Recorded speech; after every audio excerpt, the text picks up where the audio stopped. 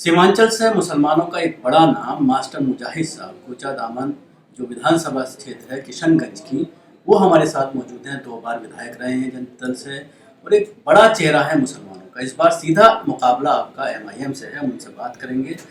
क्या कहना चाहेंगे, कितना चैलेंज एमआईएम को आप अपने लिए मानकर चल रहे हैं?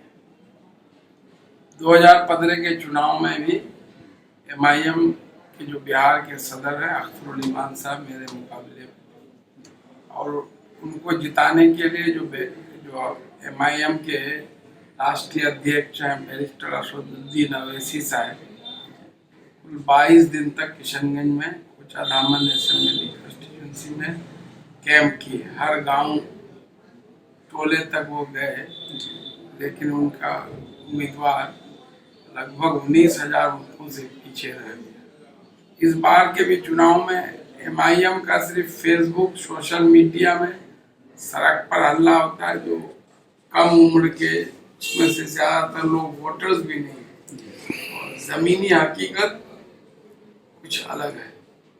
इसलिए मुझे एमआईएम से कोई चैलेंज नहीं है। एमआईएम से कोई चैलेंज नहीं है, लेकिन जिस तरह से इस बार माहौल बन रहा है, खासतौर से नीतीश कुमार को लेकर कहीं ना कहीं मुसलमानों में इस चीज़ को लेकर नाराज़गी है कि वो बीच में छोड़ करके चले गए, और उसके बाद सीए एनआरसी को लेकर कहीं ना कहीं लोगों के अंदर नाराज़गी। और अभी जिस तरह से बयान आया है जेपी नड्डा का कि वो उसको लागू करके रहेंगे एनआरसी को, तो उसको लेकर कहीं ना कहीं मुसलमानों में एक नाराज़गी है नीतीश कुमार के। जेपी नड्डा ने एनआरसी के ताल्लुक से नहीं बोला, सीए के ताल्लुक से बोला। सीए तो जब लोकसभा राज्यसभा से पास है, फिर राष्ट्रपति की भी उसमें मोहर लग गई तो कानून बन गया।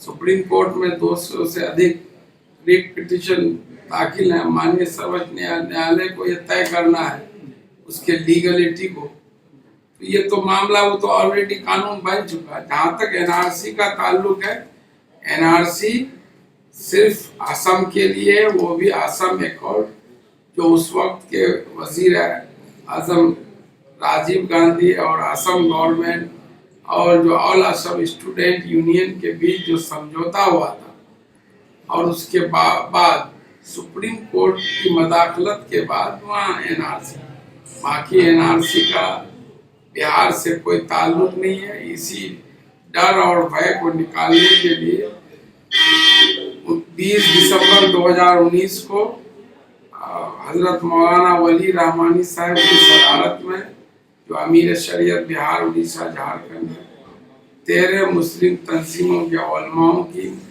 नीतीश कुमार के साथ बैठक भी उनके आवास पर 1.5 घंटे। इन लोगों ने जो मांगे रखी कि भाई एनआरसी पर आपका बयान है कि लागू नहीं होगा, इसका एक जो है लोगों में यकीन होना चाहिए कि आप विधानसभा से रेजुलेशन पास कराएं और एनपीआर 2010-11 के तर्ज पर हो, और जो सीए में जो सुप्रीम कोर्ट जब मामला चले गया उसका जो फैसला हो, और जो है अभी पूरे बिहार में जो सीए के खिलाफ प्रोटेस्ट हो रहे हैं उसमें।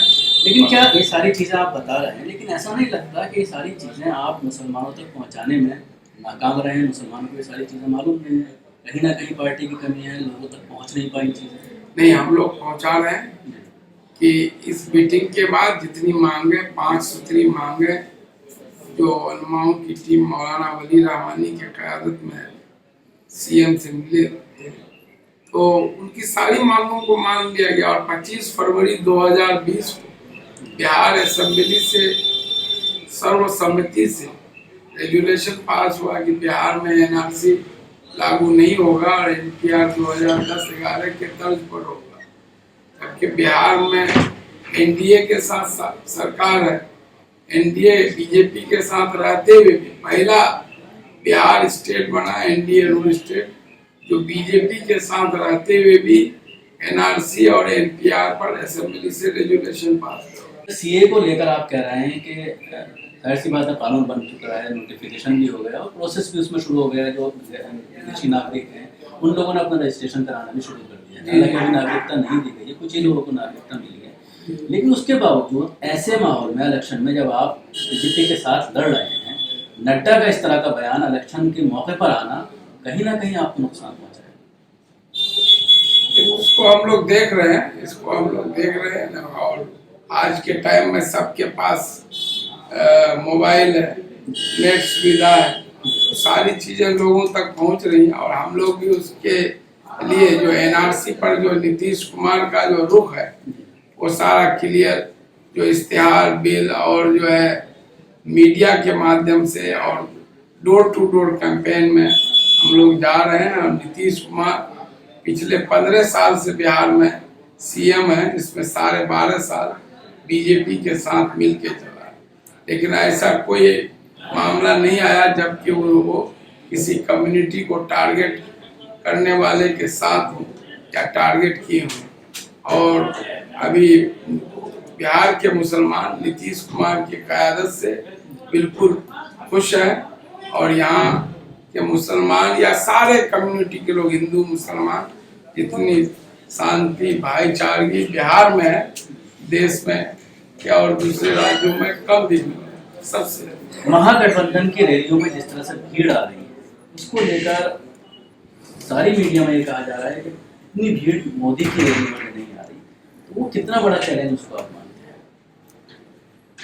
रैलियों में भीड़ जमा होना और जो वोट में कन्वर्ट होना, ये अलग बात है। बहुत सारे तो झारखंड में चुनाव हो रहा था, अवैसी साहब की पार्टी लड़ रही थी। अवैसी साहब की सभाओं में भीड़ देखकर लोग ये कह रहे थे कि इस बार झारखंड से अच्छा खासा सीट ले जाएगा, लेकिन कहीं भी उसके एक भी उम्मीदवार जमानत बचाने में कामयाब नहीं हुए। भीड़ तो ऐसे ही लोग, सभी पार्टी के लोग भीड़ नेताओं को सुनने के लिए चले जाते हैं कि क्या बोल रहे हैं। इसलिए किसी के रैली के भीड़ और जो वोट जो एक्चुअल में जब कास्ट होगा उससे मैंने कोई सवाल नहीं। सीमांचल पूरा इलाका बॉर्डर से चिपटा हुआ है, बांग्लादेश का बॉर्डर है, नेपाल का बॉर्डर है और बहुत ही सेंसिटिव इलाका माना है। ऐसे में असदुद्दीन ओवैसी का यहाँ पर आना और जो जिस तरह की स्पीच दी जाती है, कहीं ना कहीं उसको किस तरह से आप चैलेंज मानते हैं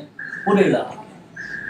अवैसी से कभी मुसलमानों का भला नहीं हो सकता, वो सिर्फ बोल सकते हैं। आप एक मिसाल दे दीजिए कि अवैसी साहब जो इतने दिन से पार्लियामेंट में उनके मेंबर रहे हैं, कि उनसे कभी मुसलमानों की भलाई हुई?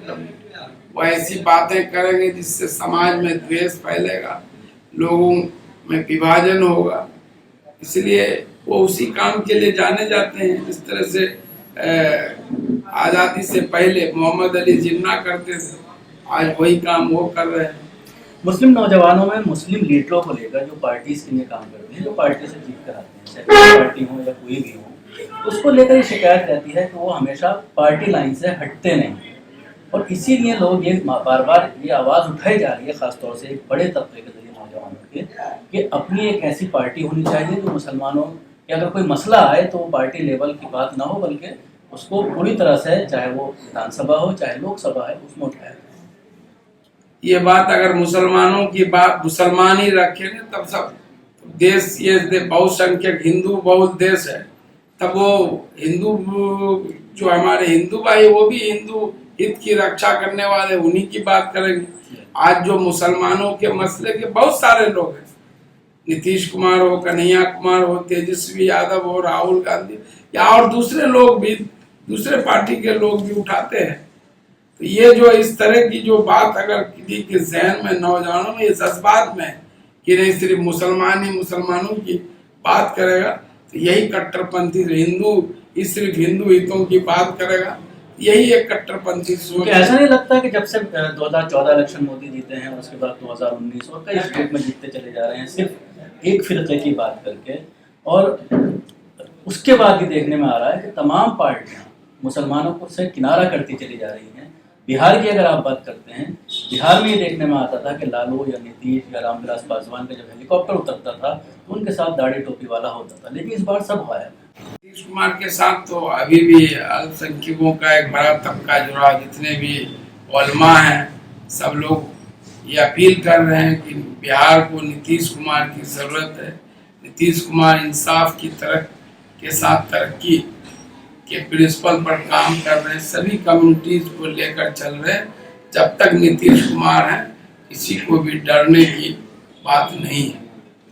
क्योंकि तो मास्टर मुजाहिद साहब जो हमसे बात कर रहे थे इलाके के मसाइल को लेकर और किस तरह के चैलेंजेस MIM को लेकर इनको हैं, ये पूरी तरह से ये कह रहे हैं कि MIM की भीड़ में अगर है उनके साथ नौजवान हैं, किसी तरह का उसको चैलेंज नहीं मानते। पिछली बार भी जिस तरह से अख्तर उल इमान से मुकाबला था और उसके बाद उनको इन्होंने शिकस्त। सभी अहम खबरों के लिए न्यूज़ MX को सब्सक्राइब करें, साथ ही बेल आइकॉन को जरूर दबाएं।